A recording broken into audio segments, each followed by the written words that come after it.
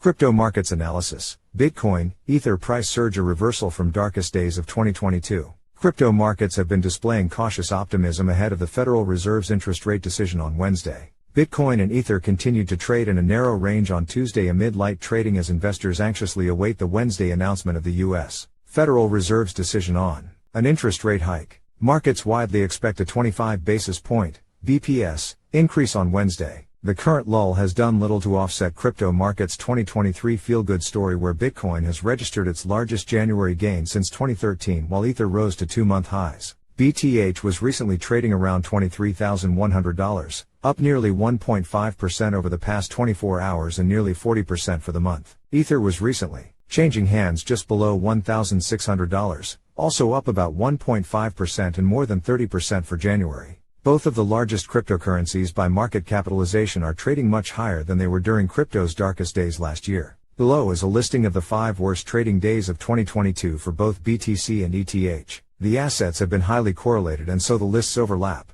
Both lists also correspond to days of massive uncertainty around the solvency and operations of several crypto institutions. BTC's worst 2022 trading day was a 16% decline on June 13, coinciding with Celsius Network's announcement that it was pausing investor withdrawals. ETH's worst trading day was a 17.5% decline on November 9, when Binance retreated from a deal to acquire troubled crypto exchange FTX, which subsequently filed for bankruptcy protection. BTC and ETH have surpassed the closing prices on those beleaguered days, with investors seemingly having already pivoted from negative contagion of those events to focus on more currently relevant factors, such as inflation numbers and the next Fed interest rate announcement. Tuesday's BTC and ETH small price increases imply cautious optimism ahead of the Fed decision.